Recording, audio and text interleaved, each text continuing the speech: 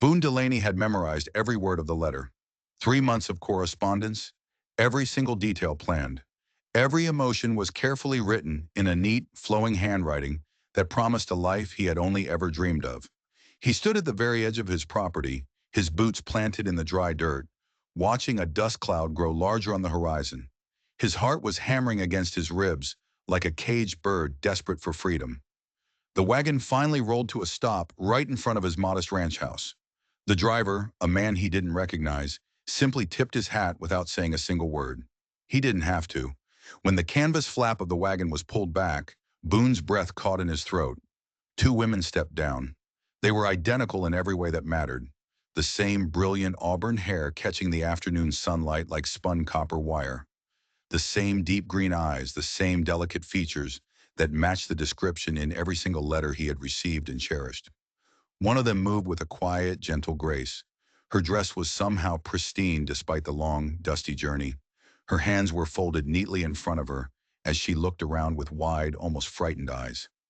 The other one stepped down with purpose. Her identical dress seemed more wrinkled, more lived in. Her chin was raised in a way that suggested she feared nothing and no one on this earth. They both carried the exact same worn leather satchel. They both wore the exact same silver locket around their necks.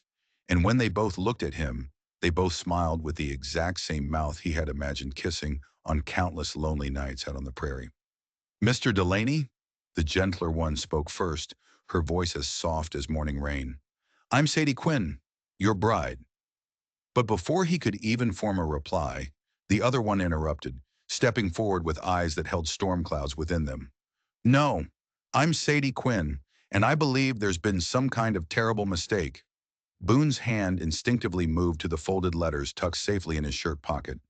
3 months of careful, hopeful courtship had led to this single, impossible moment.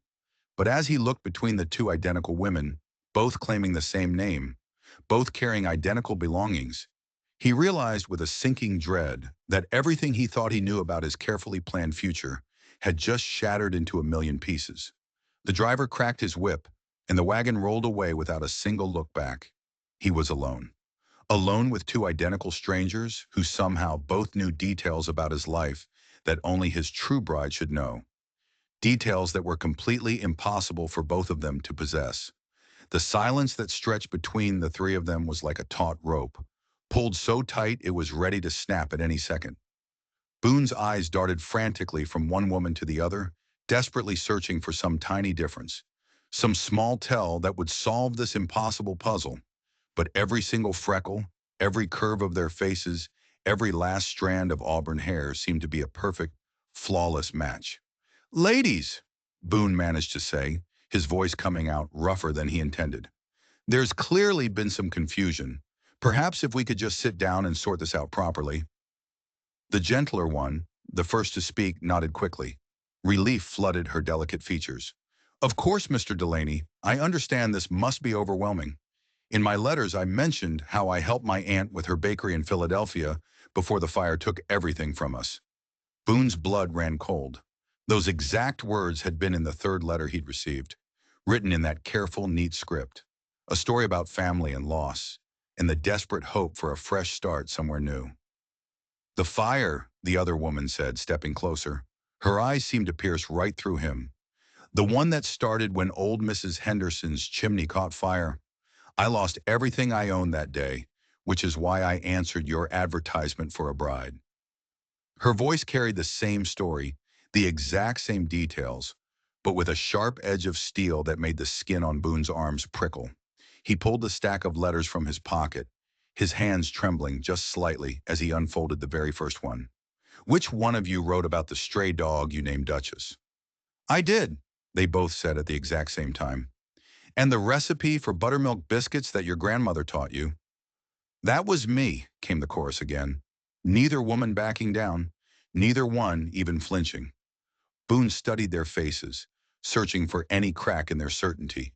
The gentler one bit her lower lip, a gesture that seemed nervous and completely genuine. The stronger one held his gaze without wavering. Her jaw was set in a way that dared him to question her. "This is impossible," he muttered, running a hand through his dark hair. "How can you both know these things? How can you both have the same name? The same story, the same, the same face? The stronger one interrupted. Because we're sisters, Mr. Delaney, twin sisters. And it seems someone has played a very cruel, very elaborate joke on all of us. The word sisters hit Boone like a physical blow. Twin sisters, both claiming to be his bride, both knowing the most intimate details from months of his private correspondence. His mind raced through a dozen different possibilities, each one more disturbing than the last. But the name, he pressed, trying to find solid ground. You can't both be Sadie Quinn. The gentler one looked down at her hands, suddenly shy. My name is Sadie Quinn, she said softly. And mine, the other said firmly, her chin high, is Rosalie Dean, but the letters I wrote were signed Sadie Quinn. Boone felt the ground shift beneath his feet. You mean you've been pretending to be someone else this whole time? Rosalie's eyes flashed with something dangerous. I mean, she corrected, that someone has been using both our names and both our stories for reasons we don't yet understand.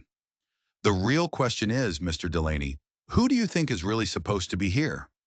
Before Boone could even begin to form an answer, the sound of approaching horses echoed across the valley.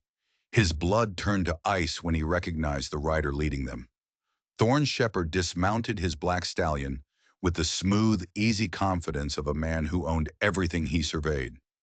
Two other riders flanked him, their hands resting casually on their gun belts in a way that suggested they weren't just simple ranch hands. Thorne's pale, cold eyes swept over the scene before him. Boone standing between two identical women like a fox caught in a trap. Well, well, Thorne drawled, removing his hat to reveal silver-streaked hair that caught the afternoon sun. Appears congratulations are in order, Delaney, though I have to say I wasn't expecting such abundance in your matrimonial arrangements. Boone's jaw tightened into a hard line. This is a private matter, Shepherd. You're not welcome on my land. Now, that's where you're wrong. Thorne's smile never reached his eyes as he approached the small, tense group. You see, I have a vested interest in your little domestic situation, especially considering the debt you owe me. What debt? Sadie asked quietly, stepping slightly behind Boone for protection. Rosalie, however, moved forward. Her green eyes studied Thorne with the sharp intensity of a hawk watching its prey. You're the man who's been trying to buy this land. Thorne's eyebrows rose with mock surprise. Smart girl. Yes, I've made Mr. Delaney several very generous offers for this worthless property. Offers he's been foolish enough to refuse. He turned back to Boone, his expression losing all pretense of friendliness. But now that you've got yourself hitched, or double hitched as it appears, well, that changes the legal situation considerably. How so? Boone demanded, his voice low and dangerous. Marriage contracts, my friend. Debts transferred to spouses, community property laws. Thorne circled them slowly, like a vulture waiting for something to die. Of course, there's also the small matter of fraud, bigamy, immigration, irregularities. His gaze fixed on the twins. Unless, of course, these pretty ladies can prove their legitimate right to be here. Boone felt a surge of pure anger rush through his chest. You son of a... Easy there, one of Thorne's men said, his hand moving to his weapon. But it was Rosalie who surprised them all by laughing, a sound as sharp and as cold as breaking glass. You orchestrated this, she said, her voice carrying a tone of absolute certainty. The letters, the confusion, all of it. You needed Boone in a legally compromised position. Thorne's smile widened. That's quite an accusation, especially from a woman who admits to traveling here under false pretenses. We didn't admit to anything, Sadie said, her soft voice suddenly steady and strong. We said someone used our names, someone who knew details about our lives that only family would know. Family? Rosalie repeated, her eyes never leaving Thorne's face. Or someone who's been watching us for a very, very long time. The pieces began falling into place in Boone's mind, like dominoes toppling one after another.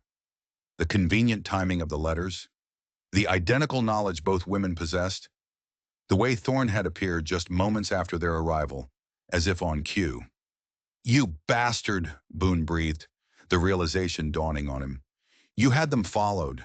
You copied their letters, their stories, their lives. Prove it, Thorne challenged with a smug grin. But before anyone could respond, Sadie gasped and pointed toward the house. "There's someone inside." All eyes turned toward Boone's ranch house, where a shadow moved past the window with a slow, deliberate purpose. Boone's hand instinctively reached for the rifle that wasn't there.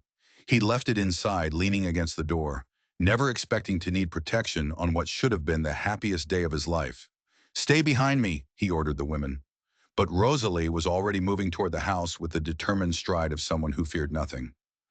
"Rosalie, don't!" Sadie whispered, but her sister was already beyond hearing. Thorne's laugh cut through the thick tension like a blade. "How exciting! It seems your homecoming has even more surprises than I anticipated." Boone ignored him, his focus entirely on the figure that had now appeared in his doorway. A woman stepped out onto the porch. She was tall, elegant, with graying hair pulled back in a severe bun and expensive clothes that spoke of money and authority. She surveyed the scene before her with the cold, detached assessment of a judge pronouncing a sentence. "Mrs. Whitmore," Thorne called out with genuine, cruel pleasure in his voice. "Perfect timing, as always." The older woman's gaze settled on the twins, and something flickered across her features. Recognition, perhaps, or satisfaction. "Mr. Shepherd, I see our arrangement has proceeded exactly as planned." Sadie made a small, strangled sound in her throat. "Aunt Margaret?" The woman's attention snapped to her. "Hello, Sadie. Rosalie." Her voice carried no warmth, only the tired resignation of someone completing an unpleasant but necessary task. "What are you doing here?" Rosalie demanded, but even her fierce confidence seemed to be shaken by this unexpected and unwelcome reunion. "Cleaning up your father's mess," Margaret Whitmore said, stepping down from the porch, her movements precise and controlled. "As I've been doing for the past 20 years. He owed Mr. Shepherd a considerable sum of money before his death. Money that doesn't simply disappear because the debtor is no longer with us." Boone felt the world tilting and spinning around him. "What does any of this have to do with me? With my bride?" "Your bride," Margaret said with a tone of bitter amusement, "was never real, Mr. Delaney. The letters, the correspondence, the careful courtship, it was all fabricated, all designed to bring you into a legally binding contract with not one, but two women of questionable status." "That's impossible," Boone protested, his mind refusing to accept it. "I received letters for months, personal details, stories." "Stories I provided," Margaret interrupted coldly. "Every single word was carefully crafted from years of watching my nieces, cataloging their lives, their dreams, their secrets. Information that became quite valuable when Mr. Shepherd here required some leverage against a stubborn rancher who foolishly refused to sell his land." Sadie's face had gone as pale as moonlight. "You used us. You sold our stories, our lives to him." "I saved your lives," Margaret snapped back, her voice sharp. "Your father's gambling debts would have seen you both in far worse circumstances than this. At least here, one of you might find a decent husband." Rosalie stepped forward, her hands clenched into tight fists at her sides. "You mean you delivered us like cattle to be sold?" But it was Thorne who answered, his voice smooth as silk over hard steel. "Not sold, my dear. Traded. Your aunt's debts for your compliance. Mr. Delaney's land for his legal troubles. Everyone gets what they need." "Except," Boone said quietly, his voice now carrying a dangerous low edge, "I don't recall agreeing to any of this." Thorne's smile widened. "Which brings us to the true beauty of the situation. You're now married, or about to be, to women who traveled across state lines under false pretenses. That makes you an accessory to fraud, unless, of course, you'd prefer to simply sell me your land and walk away clean." The trap was perfect. It was elegant in its simple, breathtaking cruelty. But as Boone looked at Sadie's frightened face and Rosalie's blazing, righteous anger, he realized something that Thorne and his aunt hadn't counted on. Something he hadn't even counted on himself. He was falling in love with both of them. The realization hit Boone like a physical blow. It was in the way he watched Sati's quiet strength emerge from beneath her gentle exterior. It was in the way he saw Rosalie's fierce, unwavering protection of her sister, even in these impossible circumstances. These weren't just pawns in someone else's sick game. They were women who had been betrayed just as thoroughly as he had. "There's something you didn't count on, Shepard," Boone said, his voice carrying a calm that surprised even himself. "Oh, and what's that?" Thorne asked, still smiling. "I'm not walking away." Thorne's confidence flickered for the first time. "Don't be a fool, Delaney. You have no legal standing here. These women can't prove they're here legitimately." "Then I'll marry both of them." The words hung in the still afternoon air, like gunpowder smoke. Margaret Whitmore's composed facade finally cracked. Thorne's hired men shifted nervously on their feet. Even Sadie and Rosalie stared at him in stunned shock. "That's not legal," Thorne sputtered, his composure finally breaking. "But announcing my intention to do so creates enough legal confusion to tie up your ridiculous fraud charges for months. Maybe even years," Boone said, stepping closer to the twins, his decision crystallizing with each word he spoke. "And in the meantime, I keep my land. These ladies get protection from whatever fabricated debts you claim they owe. And you," he looked directly at Thorne, "get to explain to a federal judge why you've been trafficking women across state lines for the purpose of debt collection." Margaret's face went white with fear. "You don't understand the forces you're challenging. Try me." But it was Rosalie who spoke next. Her voice cut through the tension like a razor. "There's something else you all don't know." She reached into her leather satchel and withdrew a portfolio tied with a simple ribbon. "Our father didn't just leave debts when he died." She untied the ribbon with a deliberate, slow pull, letting the papers inside unfold. "He left us the mineral rights to a silver claim in Colorado, a claim that's been producing steadily for the last 2 years." The silence that followed was deafening. It was so quiet Boone could hear the wind rustling the dry grass. "That's impossible," Margaret breathed. "He lost everything gambling." "He lost everything you knew about," Sadie said quietly, stepping up to stand beside her sister. "But he never told you about the claim he filed under our mother's maiden name. We only discovered it after his death, when the lawyers finally contacted us." Thorne's face had gone from confident to calculating to something that was approaching raw panic. "How much?" he demanded. "Enough," Rosalie said with a grim, deep satisfaction. "Enough to pay whatever debts you claim we owe. Enough to buy this ranch twice over, and still have enough left to make life very, very uncomfortable for anyone who's been manipulating us." Margaret took a step backward, her composure finally cracking completely. "You're lying. You have no money, or you wouldn't have answered a mail-order bride advertisement." "We didn't answer any advertisement," Sadie said, her soft voice now carrying the strength of steel. "We came here because someone was writing letters in my name to a stranger, and we wanted to know why." Boone felt the final pieces clicking into place. "You came here to investigate." "We came here," Rosalie said, her eyes fixed on her aunt, "to find out who was stealing our identities and why. We never, for a second, expected to find ourselves caught in the middle of a land grab." Thorne's hand moved instinctively toward his gun, but he stopped when he realized that all eyes were suddenly on him. "This changes nothing. You still can't prove fraud." "Actually," a new voice called out from behind them, "I think they can." Everyone turned to see a man in a dusty coat approaching on horseback, a silver star badge glinting on his chest. Behind him rode two more men, their rifles held ready in their saddle holsters. "Marshal Pierce," Thorne said, his voice carefully controlled, but the panic was visible in his eyes. "What brings you all the way out here?" The marshal dismounted slowly, his weary eyes taking in the entire scene. "Received some interesting telegrams over the last few days. Telegrams about missing women and forged correspondence. Seems there's been quite a bit of mail fraud happening in these parts." He looked directly at Margaret Whitmore. "Mrs. Whitmore, I believe you have some explaining to do." Margaret Whitmore's carefully constructed composure shattered like ice on a warm morning. "Marshal, I can explain everything." "I'm sure you can, ma'am. But first I'd like to hear from these young ladies." Marshal Pierce's weathered face was kind, but his voice was as firm as bedrock as he approached Satie and Rosalie. "Miss Quinn, Miss Dean, I presume." "You know our real names," Rosalie said, surprise flickering across her features. "Received a telegram from a lawyer in Philadelphia 3 days ago.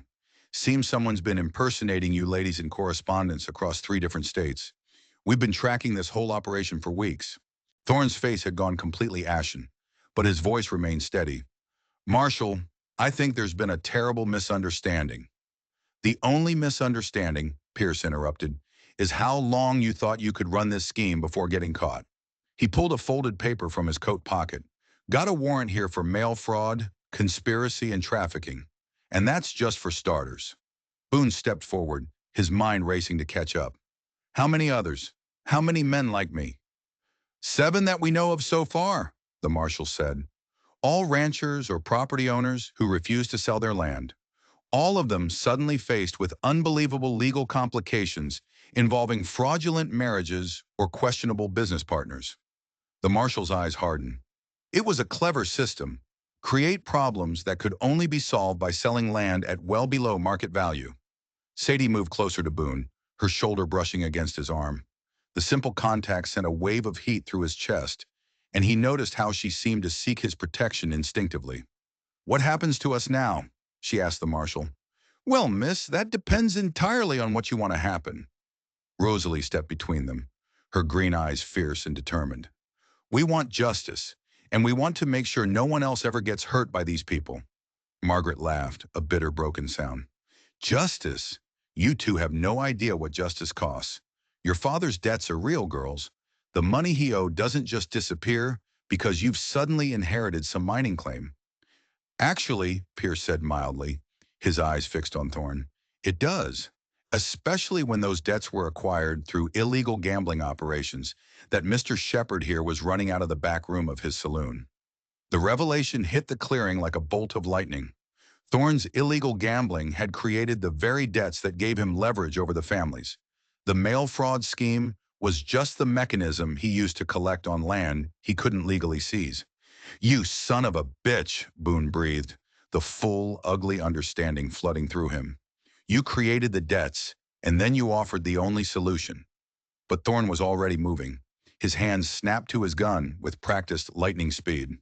Nobody's taking anything from me. The metallic sound of his weapon clearing leather froze everyone in place. Everyone except Marshal Pierce, whose own gun appeared in his hand with the fluid, effortless motion of long and hard experience. Drop it, Shepard. For a single agonizing heartbeat, time itself seemed to balance on a knife's edge. Then Thorne's eyes shifted to Sadie, who was standing closest to him. His gun swung toward her with deadly intent. If I can't have the land, he snarled, nobody can. Boone threw himself forward without thinking, his body moving to place himself between the gun and Satie. But it was Rosalie who reached them first, tackling her sister and throwing them both to the ground just as the thunder of gunfire split the afternoon air. Through the smoke and the chaos, Boone saw Thorne stumble backward, clutching his shoulder as Marshal Pierce's deputies moved in to subdue him. But his relief was short-lived. He heard Rosalie's sharp cry of pain, and he saw the blood spreading across her dress where Thorne's wild, desperate shot had found its mark. The blood soaked through Rosalie's dress like spilled wine on a white tablecloth. Boone's entire world narrowed to that single, spreading red stain across her left shoulder. She was conscious but terribly pale. Her fierce green eyes were now clouded with pain and shock. Get her inside, Boone commanded, scooping Rosalie into his arms with a surprising gentleness for a man of his size. Her head fell against his chest, and he could feel her trembling, despite her desperate attempts to appear strong. Sadie ran ahead of them, throwing open the door to the ranch house and clearing the kitchen table with a swift, panicked efficiency. Put her here, she directed, her soft voice remarkably steady, despite the tears that were streaming down her face. As Boone lowered Rosalie onto the wooden table, their eyes met for a long moment that felt suspended in time. Even wounded, even vulnerable, she looked at him with an intensity that made his breath catch in his chest. Don't you dare look at me like I'm dying, she whispered, but her usual fire was dampened by the pain. Wouldn't dream of it, Boone replied softly, but his hands shook as he helped Satya cut away the dress to examine the wound. The bullet had passed clean through the fleshy part of Rosalie's shoulder, missing bone and major arteries by what looked like mere inches. They had been incredibly lucky. Satie worked with a practiced efficiency, tearing strips of cloth for bandages and applying firm pressure to stop the bleeding. You know medicine? Thus Boone asked, impressed. Our mother was a midwife, Sadie explained without looking up from her work. She taught us both, but Rosalie was always too impatient to learn properly. I was not, Rosalie protested weakly, then winced as Sadie probed the wound. I just had better things to do than memorize which herbs stopped bleeding. Like getting into fights with boys twice your size, Sadie said, but her voice carried a deep, unwavering affection beneath the worry. Outside, they could hear Marshal Pierce giving orders to his deputies. They heard the clinking sound of chains as Thorne and Margaret were shackled for transport back to town. The immediate danger was over, but Boone realized with a jolt that the most complicated part of this entire situation was just beginning. He was in love with both of them. The realization had crystallized in the split second he'd seen Rosalie throw herself in front of a bullet, meant for Sadie. And then again, just now as he watched Sati's gentle competence as she cared for her wounded sister. They were two halves of something he'd never even known he was missing. Boone, Rosalie said quietly, grabbing his wrist with her uninjured hand. Her grip was surprisingly strong. I need to tell you something. Something about why we really came here. Sadie's hand stilled on the bandage she was wrapping. Rosalie, don't. Not now. He needs to know, Rosalie insisted, her eyes never leaving Boone's face. We didn't just come here to investigate the letters, Boone. We came because... She took a shaky breath. Because we were both already in love with you. The confession hung in the quiet air of the small kitchen like smoke from a spent match. Boone stared at her, then at Sati, whose face had turned the color of fresh roses. We read every letter you wrote, Sadie whispered, her eyes cast downward. Margaret would leave them out, and we read them, even though they were addressed to someone else, even though we knew it was wrong. Your words, your thoughts, the way you described your life and your dreams for the future. We both fell in love with the man who wrote those letters. Boone's mind reeled. But I wrote to Sati Quinn. I thought I was writing to one person. You were writing to both of us, Rosalie said with a weak smile. Margaret made sure both of our stories, both of our lives ended up in those letters. She just never counted on us falling in love with you in return. Before Boone could even begin to process this new earth-shattering revelation, Marshal Pierce appeared in the doorway. His expression was grim. Mr. Delaney, he said, his voice heavy, we've got a problem. Thorne's escaped. Marshal Pierce's words sent a sliver of ice through Boone's veins. How is that possible? I saw your deputies arrest him. Thorne's men created a distraction down the road. They ambushed my deputies and cut him loose while we were securing Mrs. Whitmore, Pierce said, checking his rifle with a practiced efficiency.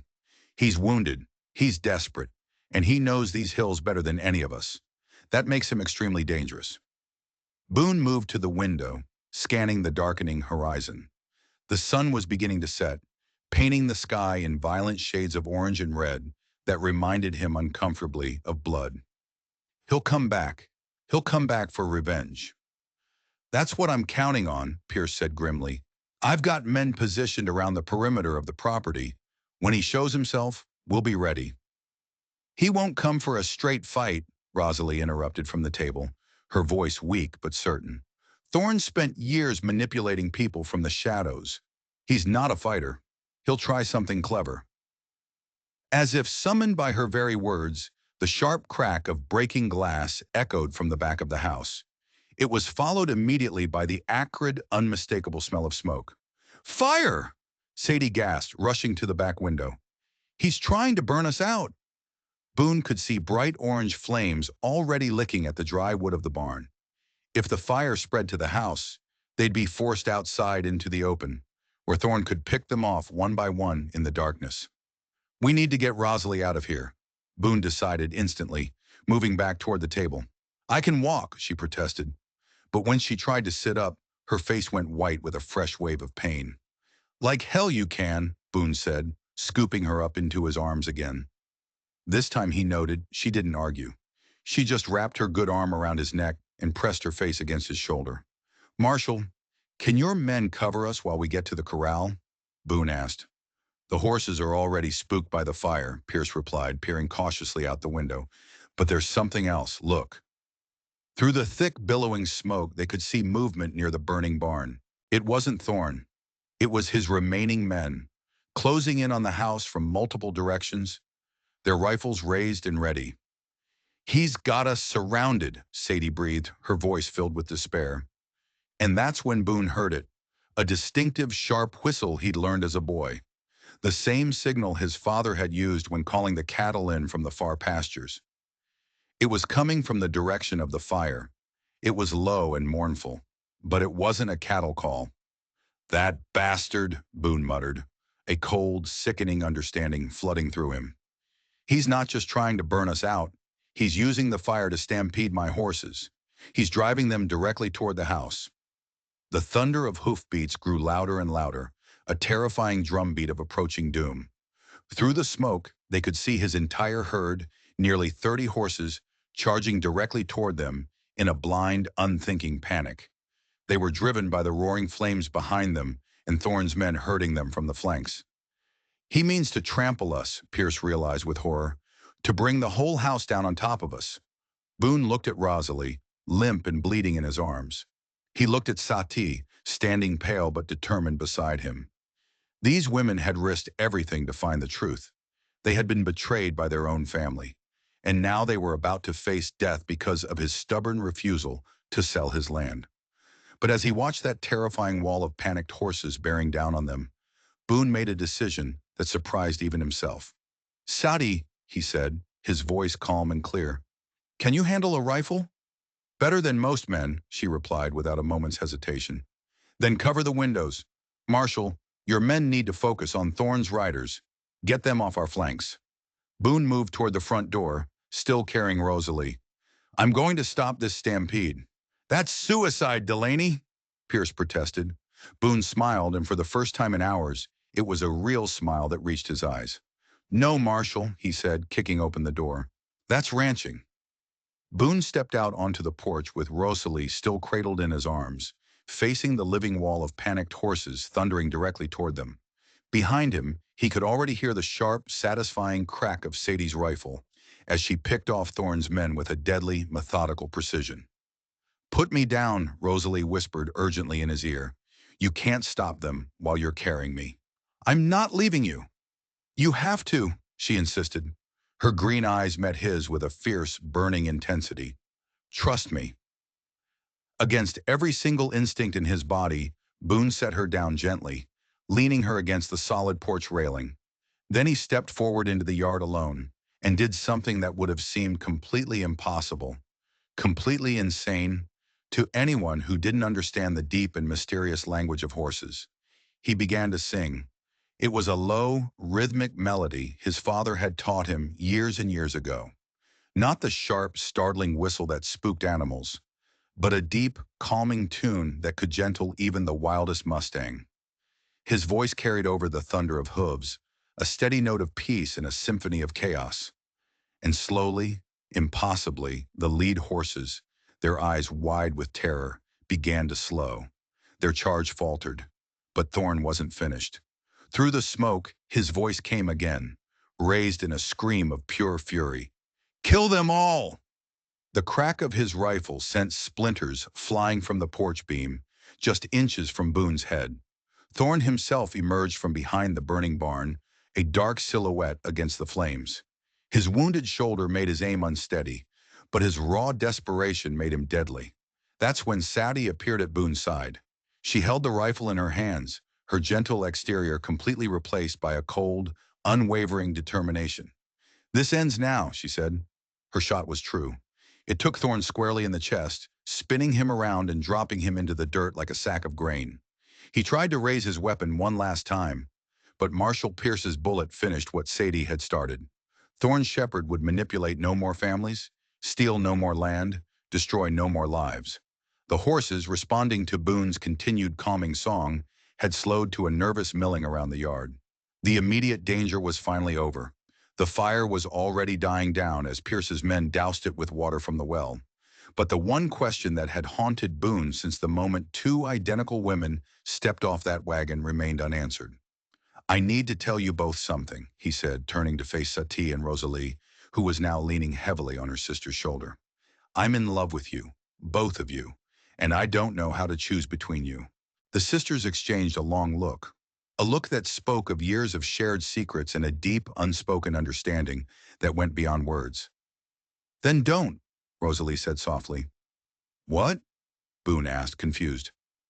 Saudi stepped forward, taking his free hand in hers. "We've talked about this, Boone. While you were worried about the law and the land and Thorne's schemes, we were talking about what we really wanted for our future. We want to stay," Rosalie continued, her voice gaining strength. "Both of us. Together. This ranch is big enough for 3 people who care about each other." "But I can't marry you both," Boone protested. "It's not legal." "Marry Sati," Rosalie interrupted firmly. "She's the one who needs the legal protection of a name, the quiet life. I'm strong enough to make my own way in the world." She smiled, and despite her wound, it was absolutely radiant. "But that doesn't mean I'm leaving. This, this feels like home." Sadi blushed a deep crimson but didn't contradict her sister. "If you'll have us," she said quietly. "Both of us, in whatever way works. We're tired of being alone, Boone." The 3 of them stood there in the fading light, surrounded by the aftermath of violence and chaos, but looking toward a future that none of them had ever planned or expected. And Boone realized that sometimes the best solutions in life were the ones that broke all the rules. 3 months later, the marriage of Boone Delaney and Sadie Quinn was the talk of 3 counties, not because of the beautiful bride, but because of the fierce, fiery maid of honor who stayed on to help run the ranch. Neighbors whispered and gossiped, but the 3 of them, working side by side from sunup to sundown, were too busy and too happy to care. Marshall Pierce visited occasionally, always commenting on how well the Delaney Ranch was doing under its unusual new management. Margaret Whitmore served 2 years in a federal prison for mail fraud, and Thorne Shepard's wicked schemes died with him in the dirt behind Boone's barn.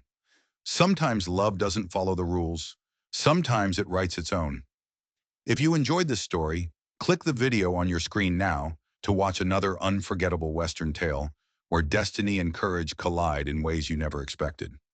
Don't forget to subscribe and consider leaving a super chat to help us keep bringing you more stories like these. Your support means everything to us.